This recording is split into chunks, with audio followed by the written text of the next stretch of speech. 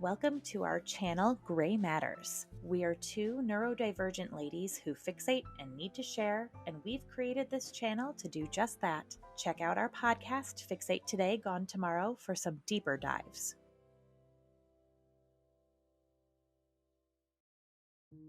Hey listeners!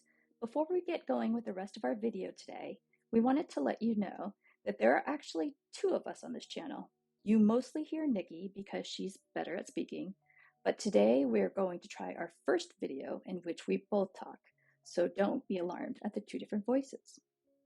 Also, I don't think we've ever asked, but we would love for you to like and subscribe to our channel, and most importantly to us is to keep the comments coming.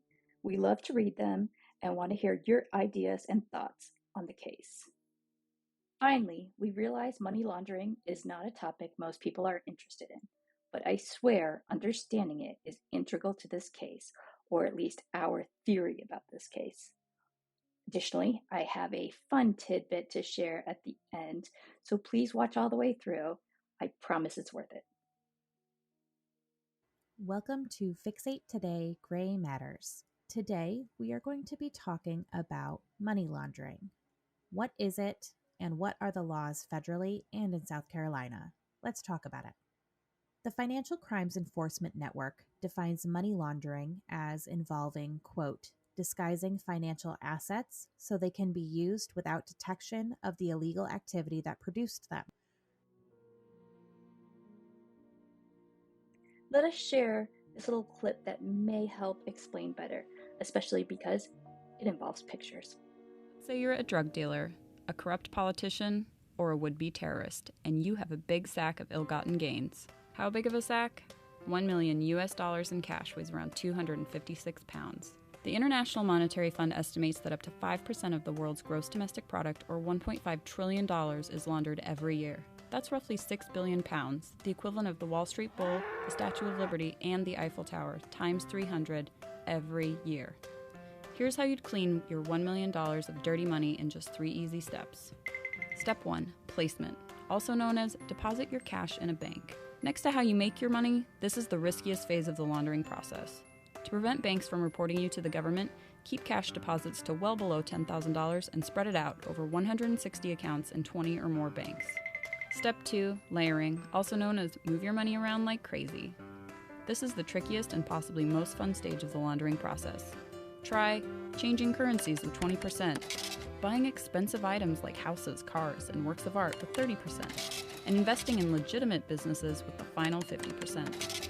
The point is to make the original dirty money impossible to trace. Step 3. Integration, also known as collecting your laundry. At this point, your money is no longer dirty.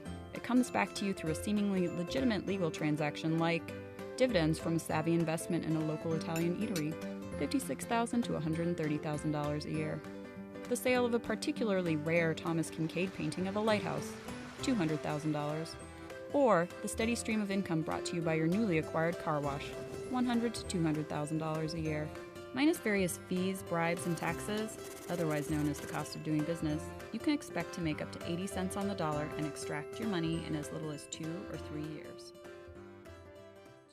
Through money laundering, the criminal transforms the monetary proceeds derived from criminal activity into funds with an apparent legal source. The label of criminals in this definition includes terrorist organization, drug dealers and cartels, trafficking rings, and organized crime rings. In fact, South Carolina has a bit of a frightening reputation when it comes to how much marijuana, cocaine, and heroin actually gets into the state. These DEU agents will tell you that South Carolina is the only state in the country where you can find every strain of heroin produced on the planet. That doesn't just happen. It happens when drug cartels find a state that welcomes their kind. But it's not just about drugs. And we do need to understand what about South Carolina makes it so hospitable to these criminals. It's not just one thing. It's not narcotics. It's the ability to move money, drugs, people, weapons, anything. The infrastructure is here in South Carolina just like it is in many places.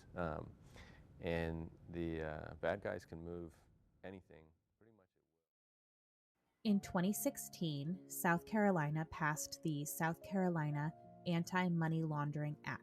In this bill, all businesses must obtain a license before transferring business funds, exchanging currency, or advertising either of these services.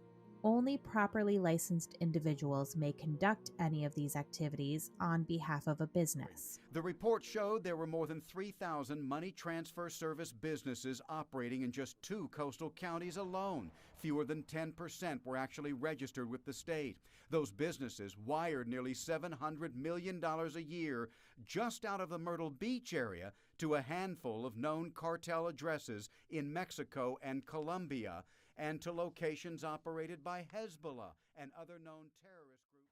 Laundering across state lines or internationally is a federal offense.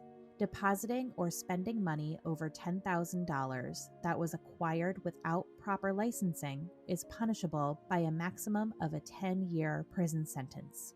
Despite the 2016 bill, South Carolina is one of the most criminal-friendly states in terms of money laundering due to the lack of regulations, with Horry County being one of the worst offenders. Move money through because there's really no accounting. Sort of like a junkyard. Those who have found the loopholes in our state laws aren't sitting back and waiting for someone to plug them either. These are multi-million-dollar, multinational organizations. They understand the laws of South Carolina. They do risk mitigation like anybody else does, and then they leverage those weaknesses we have in resources and laws and business processes and in oversight. And Bill Knowles. In 2015, Horry County was declared the, quote, money laundering capital of America. Horry County has found multiple loopholes in state law to create the perfect environment for money laundering, as Tiger King star Doc Antle and convicted murderer Alec Murdaugh have both shown.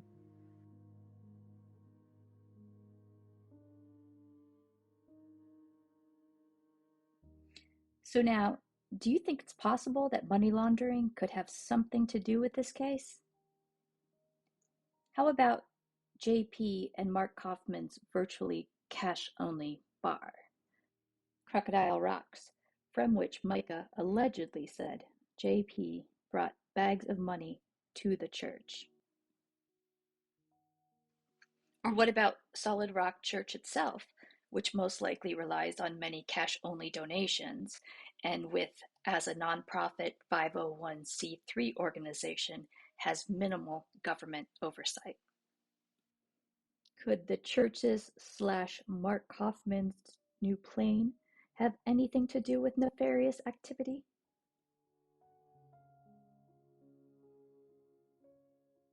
And is it odd that Pastor Randall has so many registered LLCs and churches in his name? And who knows about Wayne Miller's travels to Pakistan?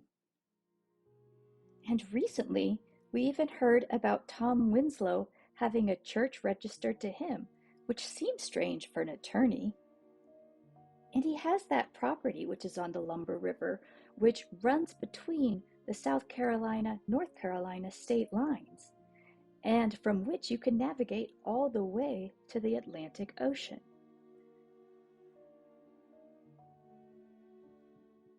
We would love to hear from you guys, and let us know if you think any of this could be relevant or is just coincidence.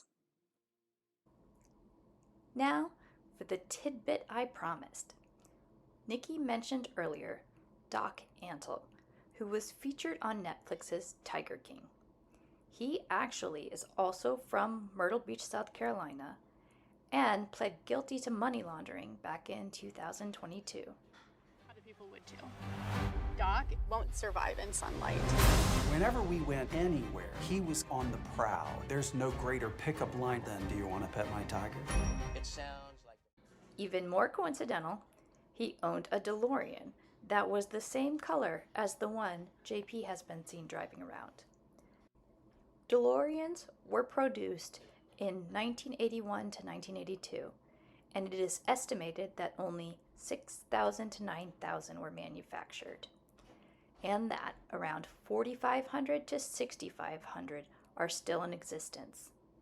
What are the chances of 2 being in Myrtle Beach? Thanks for joining us.